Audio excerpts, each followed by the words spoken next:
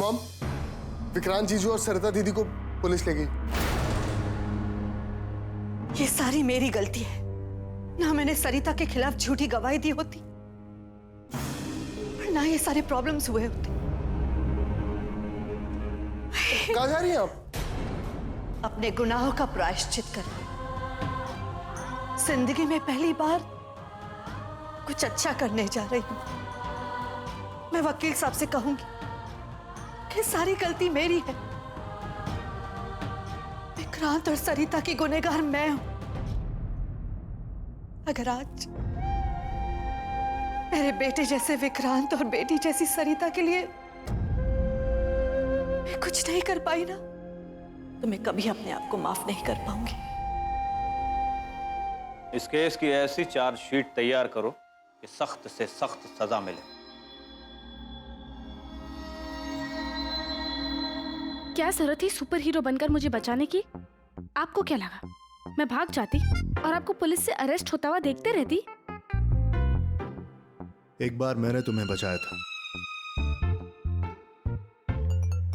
तो इस बार मुझे लगा कि तुम मुझे भगाकर बचा लोगी। अच्छा, और मैं आपको कैसे बचाती? घोड़े पर सवार होकर हाथ में बंदूक लेकर अदालत आती? मिस्टर सूर्यवंशी, ये कोई हिंदी फिल्म नहीं है, सच है। तुम्हें ही तो हिंदी फिल्मों का शौक है, तो आ जाती ना। सोचो कितना मजा आता। हम फिर से एक बार जंगल में गुम हो जाते, तुम्हारे कोमल पैर पर चोट लगती, मैं तुम्हें फिर से अपनी बाहों में उठा लेता, वगैरह वगैरह।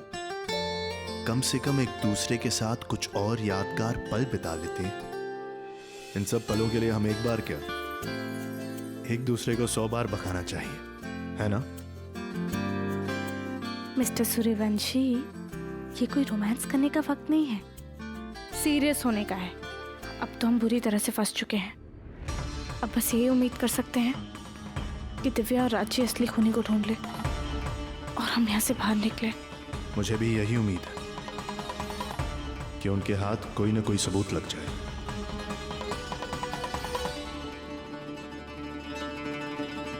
क्योंकि मैं तुम्हारे बिना अकेले अभी को संभाल नहीं पाऊंगा और न ही अपने आप को संभाल पाऊंगा। ये दिल है, ये दिल है, ये दिल है, सब इस दिल की ही तो मुश्किल है।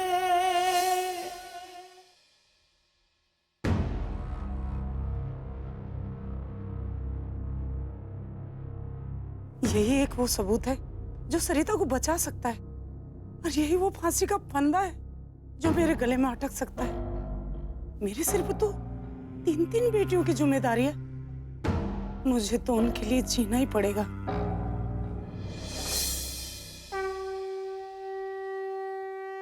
गणेशा जी, प्लीज आप मेरी मम्मा को बचा लीजिए ना।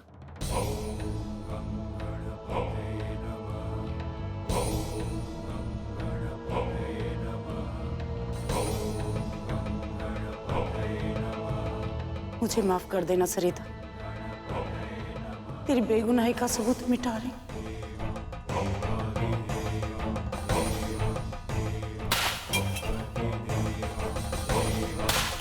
आप तो सच और झूठ जानते हो ना। आपको तो मैजिक आता है ना, तो फिर आप मैजिक से मेरी मम्मा को बचा लीजिए ना।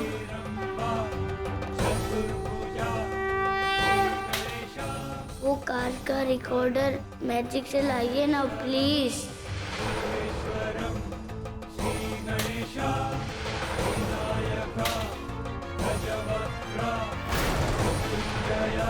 प्लीज गणेश जी, मेरी मम्मा को बचा लीजिए ना।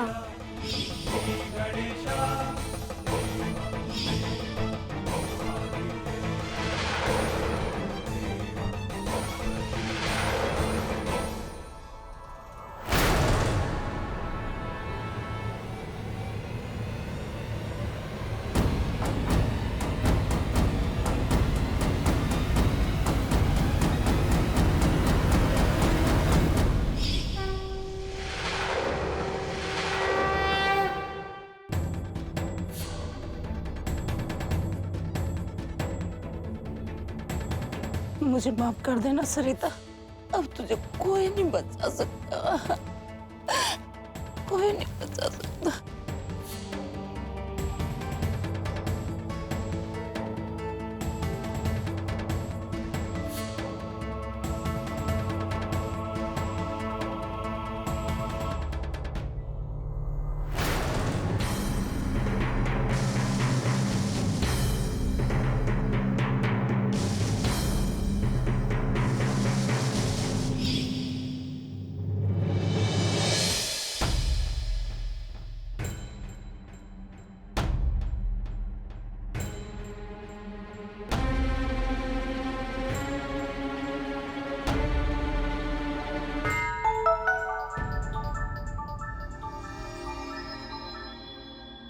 हेलो,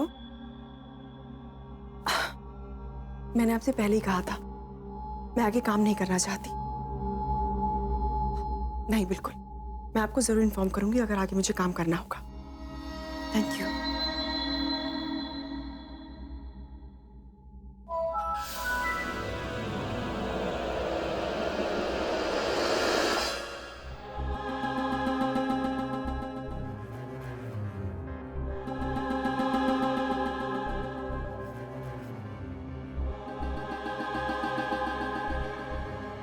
तो करवा चौथ की रात की वीडियो रिकॉर्डिंग है। हो सकता है इसमें असली गुनहगार नजर आ जाए।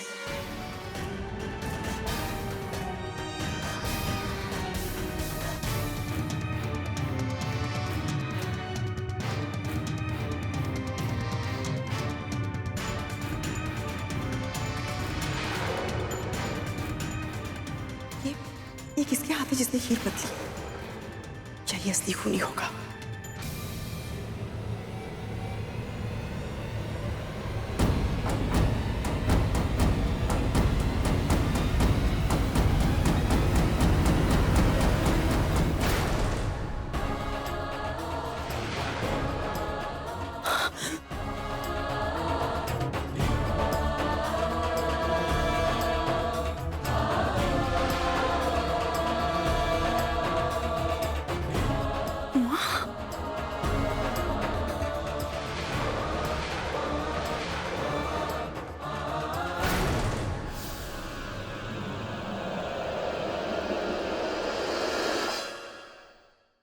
कोई तो कानूनी दांवपेच आजमाइए वकील साहब। कोई तो रास्ता होगा विक्रांत और सरिता को बचाने के लिए।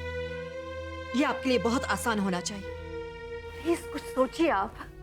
पहुंच गई अब वकील को लालच देने। चाहती क्या है आप वंदना जी? सरिता जी को फांसी हो जाए, सरिता जी, विक्रांत, बेचारे अभिमान, सबकी जिंदगी खराब हो जाए।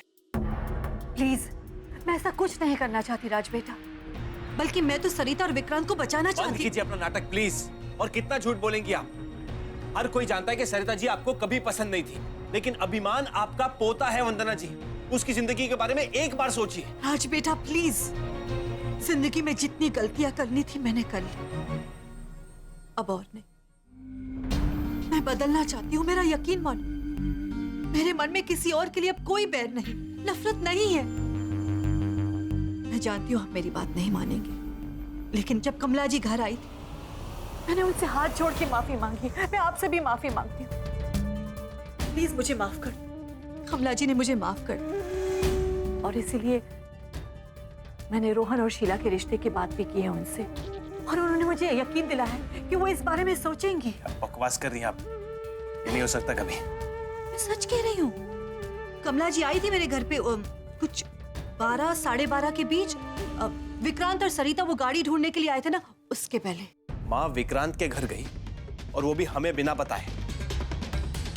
और ये तो कभी हो ही नहीं सकता कि माँ रोहन और शीला की शादी के लिए मान जाए। मैं सच कह रही हूँ, झूठ नहीं कह रही हूँ। कमला जी को वहां देखकर मुझे भी थोड़ा अजीब लगा, लेकिन अच्छा लगा कि मैं उनसे माफी मांग सकी। बल्कि मैंने तो उनके लिए चाय बनाई, हम बैठ ही रहे थे बात करने के लिए, पर उन्हें अचानक कोई काम याद आ गया और वो निकल गई। राज बेटा, मेरा यकीन मानिए, मैं सच कह रही हूँ। माँ विक्रांत के घर क्यों गई, वो भी बिना हमें बताए? बेटा, हाँ माँ? ये खाना थाने में लेके जा, विक्रांत और सरिता को खिला के आ। पता नहीं वे लोग कैसा खाना दे रहे होंगे वहाँ। ठीक है माँ, मैं दे के आती हूँ।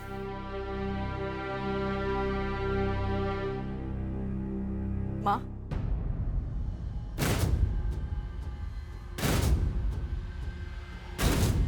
इतनी चिंता है आपको विक्रांत और सरिता की?